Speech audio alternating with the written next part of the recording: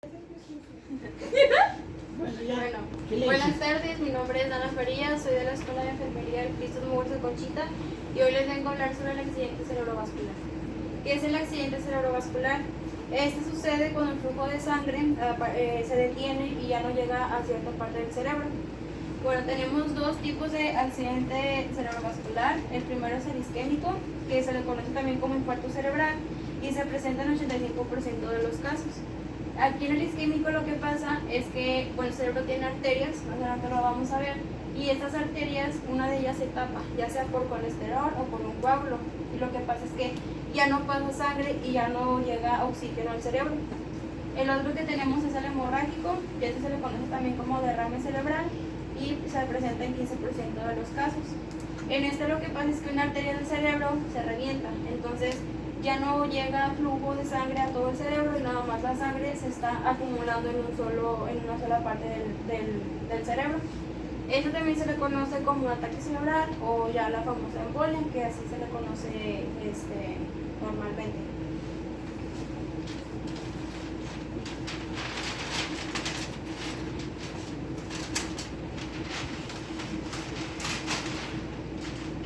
¿Cómo sucede el accidente cerebrovascular? Bueno, este es el cerebro. El cerebro tiene muchas arterias y esas arterias irrigan lo que vienen siendo las neuronas. Ya todos conocen las neuronas. Nosotros tenemos aproximadamente más de 10.000 millones de neuronas en el cerebro. Las neuronas nos permiten hacer funciones típicas, o sea, de día con día, ejercicio, el movimiento de músculos y todo. Lo que hace la arteria es que lleva la sangre a las neuronas. La sangre va rica en oxígeno, en glucosa y nutrientes. Estos nos ayudan a poder realizar nuestras funciones diarias, como ya lo comenté. Bueno, lo que pasa aquí es que cuando ya no se irriga, hay una falta de irrigación y como pueden ver aquí, el cerebro está muerto. O sea, literalmente está muerto donde ya no tiene oxígeno. Entonces lo que va pasando aquí es que nosotros vamos teniendo ciertos síntomas que más adelante los vamos a ver y pues la causa más grave que hay es la muerte.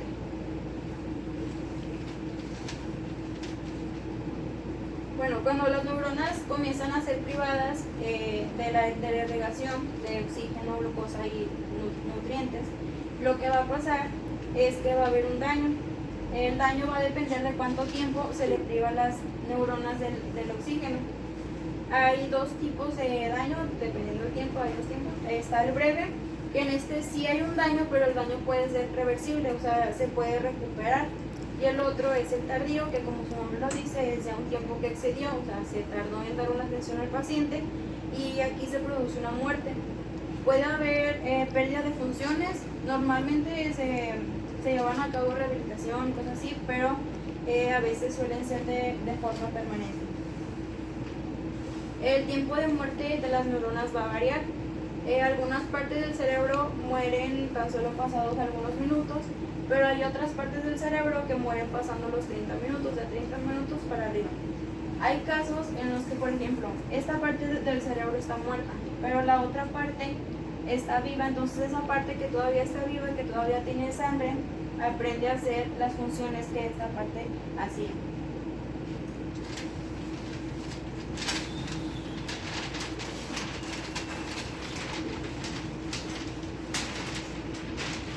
¿Tiene alguna duda? Bueno, principales factores de riesgo modificables. La palabra modificables nos dice que estos factores nosotros los podemos cambiar. El primero es la hipertensión arterial. Esta lo que pasa es que al momento de nosotros tener la presión alta, la sangre está bombeando con mucha fuerza. Lo que puede pasar es que la arteria se puede reventar, provocando lo que ya vimos, un accidente cerebrovascular hemorrágico. Después está el colesterol. Esta es una arteria y no se alcanzan a ver que aquí hay grasita. Esto amarillo es grasa. Lo que va haciendo es un taponamiento que va a causar, por ejemplo, la sangre se puede ir juntando aquí y lo que puede pasar es que puede reventar, provocando una hemorragia. Lo que puede pasar también es que al momento de haber poco flujo aquí por la grasa, se va perdiendo el oxígeno, el riego de sangre, entonces puede haber una muerte cerebral. Otra causa es el tabaquismo, que pues todos sabemos que tanto el tabaco como el consumo de cocaína o de otras drogas afecta a nervios, afecta a neuronas, afecta muchas cosas en nuestro cuerpo. También está la obesidad, que va de la mano con el colesterol y con la dieta poco saludable. Nosotros, al estar obesos, al tener un grado ya de obesidad muy alto, lo que va a pasar es que nosotros vamos a exigir mucho rendimiento para nuestro cuerpo. ¿Qué es lo que va a pasar? Se nos va a subir la presión, el pulso, respiración y todo. Entonces lo que va a pasar es que vamos a estar exigiendo mucho al cuerpo y puede haber que explote una arteria.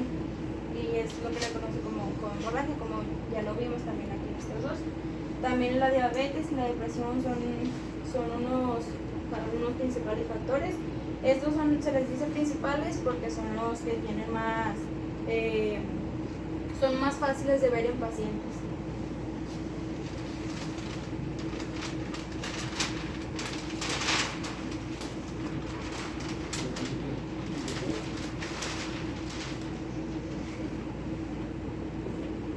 Bueno, no lo mencioné, pero también así como hay factores de riesgo modificables, también hay factores de riesgo que no son modificables. Algunos de ellos son haber sufrido un accidente cerebrovascular previo y ser una persona mayor o factores genéticos. ¿Qué quiere decir esto? Que si nosotros tuvimos a una persona, a un familiar con un accidente cerebrovascular, nosotros por genética tenemos las probabilidades de también sufrir uno. Bueno, aquí son algunos síntomas de alarma. Uno de los síntomas son debilidad repentina, pérdida de equilibrio, parálisis en un lado del cuerpo. La parálisis va a depender. Si nosotros tenemos la parálisis del lado derecho, el accidente va a estar del lado izquierdo. Y viceversa, si tenemos la parálisis del lado izquierdo, el accidente va a estar en nuestro lado derecho. La cara se nos va a paralizar del lado contrario y el cuerpo va a ser el mismo del accidente. También hay mareo súbito, hay confusión repentina, vista borrosa o pérdida de la visión y dificultad repentina para hablar. Bueno, todas estas son funciones que nuestro cerebro nos ayuda a realizar. Por ejemplo, si nosotros tenemos un accidente cerebrovascular, ¿cómo lo vamos a identificar? Nosotros, dificultad repentina para hablar. Si nosotros notamos a alguien que, por ejemplo, se siente confuso, que está mareado, que se siente como perdido, que se va a desmayar, pues hay que checar porque a lo mejor está teniendo una hemorragia en su cerebro y nosotros no sabemos.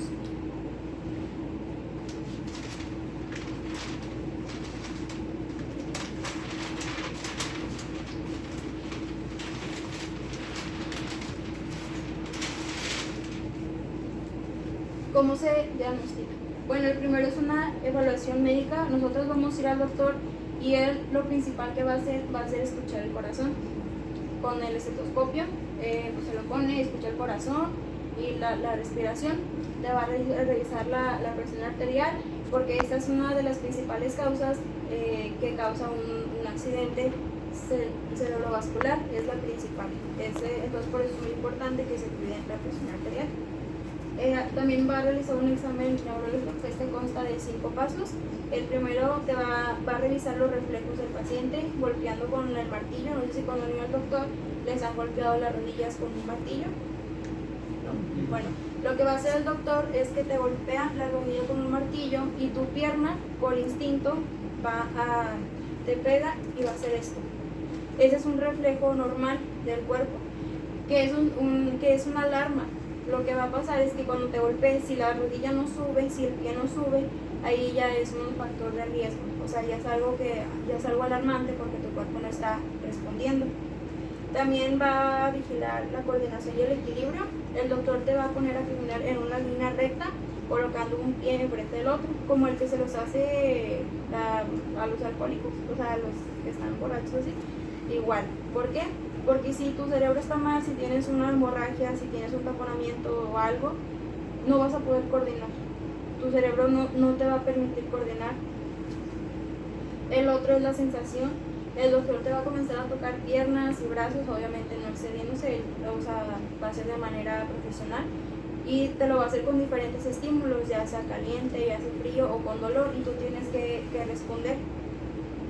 si tú ya no sientes y le dices, no, es que yo no siento eso frío, yo no siento eso caliente, o si te hace alguna prueba del dolor y tú no sientes, es porque tu cerebro ya está dañado. Ya es un síntoma también ahí de riesgo, un factor de riesgo de que algo está ocurriendo en tu cerebro. Y por último, valora el estado mental. Aquí simplemente el doctor, desde que tú llegas, te va a estar haciendo una valoración mental. ¿Por qué? Porque te pregunta el tiempo, te pregunta la hora, te pregunta fecha e incluso te pregunta nombres de objetos. Lo que hace el doctor es que, por ejemplo, él te valora mentalmente al preguntarte tu nombre, al tú explicarle qué es lo que sientes, ahí te va valorando, no de qué horas son o qué día es hoy. O sea, no, él te va valorando conforme vayas tú explicándole. Después tenemos la tomografía computarizada. No sé si alcancen a ver esto. Alguna vez a lo mejor les han mandado a hacer algún estudio. Este es el isquémico. No creo que alcancen a ver, pero aquí es donde ya hay una arteria tapada. Se ve ahí un puntito y ya está tapada la arteria. ¿Qué es lo que está pasando? El cerebro está muerto. El cerebro se está muriendo. ¿Por qué? Porque ya no hay oxígeno allí en el cerebro. Entonces, si alcanzan a ver que se ve como una mancha más oscura, es porque el cerebro está muriendo por falta de oxígeno. Y en este tenemos la hemorragia, que este es el cerebro y todo esto es sangre acumulada. Todo eso es una hemorragia que está provocando que nosotros nos sintamos mal, estemos confundidos, no podamos hablar, nos sintamos mareados, no vemos, perdemos la vista completamente.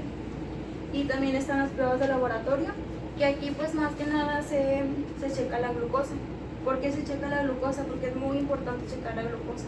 Porque si nosotros tenemos una glucosa baja, lo que va a pasar es que se puede confundir con síntomas de este accidente. O sea, los síntomas de la glucosa baja y de este accidente son muy similares, entonces se pueden confundir. A lo mejor el doctor, no sé, si pasa que se confunde y te dice, no, es que está sufriendo un derrame, está sufriendo un ataque en el cerebro. Y no es cierto, simplemente tenemos una baja de azúcar, como se le conoce.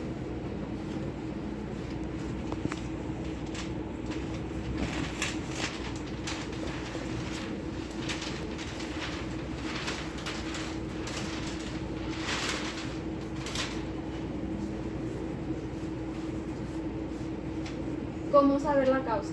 Hay que determinar dónde está pasando el problema. Si es en el corazón, a nosotros se nos va a hacer un electrocardiograma.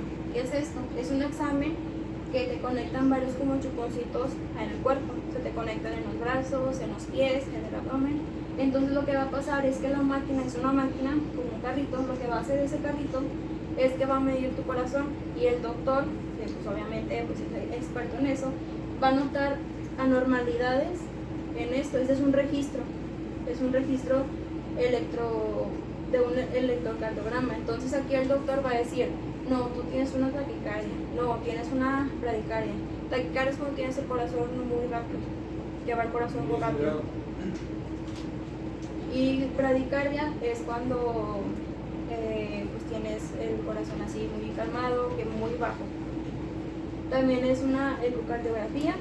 Esta pues es en el lado del corazón, te toma lo que hacen como en el embarazo, el eco, te lo hacen pero en el corazón, para ellos ver el corazón y ver si está todo bien. También te hacen análisis de sangre, por lo mismo para checar si ahí a lo mejor hay una baja de glucosa o algo más. Cuando hay antecedentes de que el paciente consume drogas, se le hace un análisis de orina. ¿Por qué? Porque las drogas van a salir en un análisis de orina. De ahí es donde van a sacar si a lo mejor lo que causó el accidente fue un consumo de cocaína, el tabaco o el alcohol.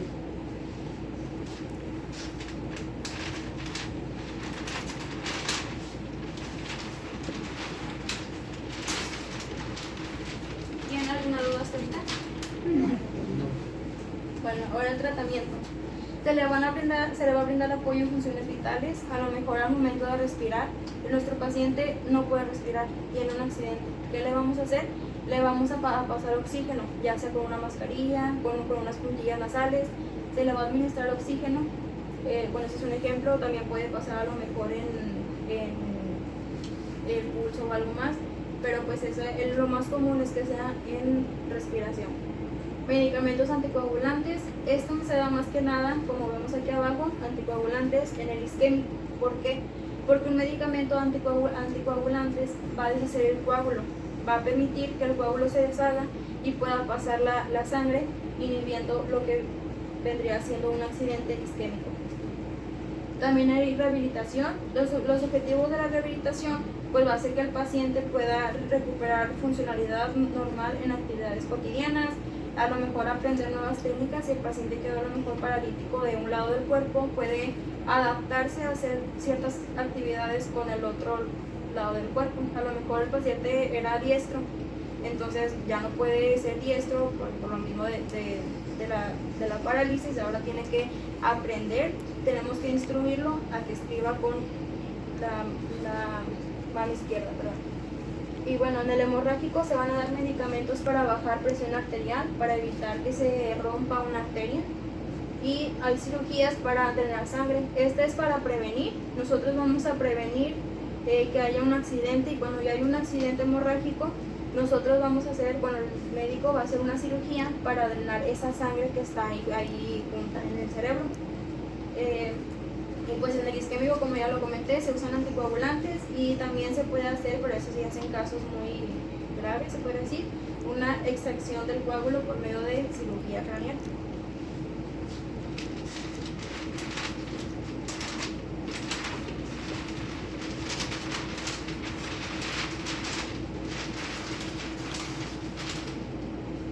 Bueno, toda enfermedad tiene sus complicaciones, y también puede haber una parálisis. Obviamente se dice que es de la mitad del cuerpo, pero a veces puede ser una parálisis completa porque el cerebro puede dañarse por completo. Va a haber una dificultad para hablar o tragar, por lo que el paciente a lo mejor, que es una dificultad aquí, una complicación, que a lo mejor el paciente tiene que estar con sonda, y eso es muy molesto para el paciente, estar con una sonda, y a lo mejor sería ya por el resto de su vida, estar con sonda, comer con sonda, y eso es muy molesto. Va a haber una pérdida de memoria o dificultad para pensar. Se nos dañó el cerebro, no vamos a poder pensar normal, vamos a batallar para retener cosas, vamos a tener dificultad para poder resolver cosas, problemas, o sea, se nos va a dañar el cerebro por completo. El paciente va a tener dolor, le van a dar dolores de cabeza muy fuertes, por lo mismo, porque tiene sangre en su cerebro, tiene una arteria tapada, entonces obviamente le va a doler. Va a haber cambios de conducta, pues el paciente no controla sus emociones. Cambios de conducta y problemas emocionales van a ir algo de la mano. No va a poder controlar sus emociones. El paciente no va a tener esa capacidad porque su cerebro se dañó. Su cerebro se está dañando o ya está dañado. Ya no va a poder tener un control sobre sus emociones. Va a haber una incapacidad del cuidado personal. Si el paciente tiene parálisis, no va a poder cuidarse. Si el paciente vive solo o algo, no va a poder darse un cuidado, bañarse, hacer comida para él solo, no va a poder. Entonces esas nos llevan a mayores complicaciones, como a lo mejor que el paciente se desnutra, o sea, a lo mejor se caiga, se golpee o algo. Entonces el paciente, una complicación, la peor de las complicaciones es que puede llegar a la muerte.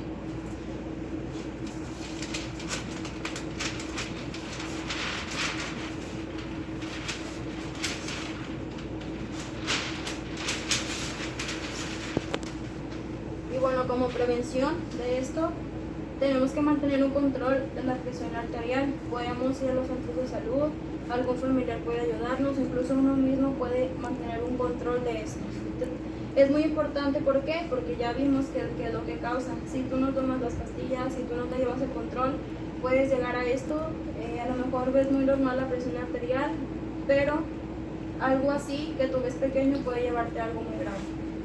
Dejar de fumar también es muy importante, ya que pues el cigarro, como ya lo dijimos, te mata muchas neuronas, mata muchos nervios. Entonces eso va a causar que a lo mejor nuestras arterias se vuelvan más débiles y sea más propenso que se reviente una arteria. También hay que controlar la diabetes, reducir colesterol y grasas en la alimentación. ¿Esto para qué? Para evitar un taponamiento en las arterias, para que la sangre pueda fluir con normalidad en las arterias, porque las arterias van del corazón al cerebro y a todo el cuerpo. Entonces Si a nosotros se nos tapa una arteria en el corazón, ese coágulo puede ir al cerebro, entonces es muy importante cuidar eso.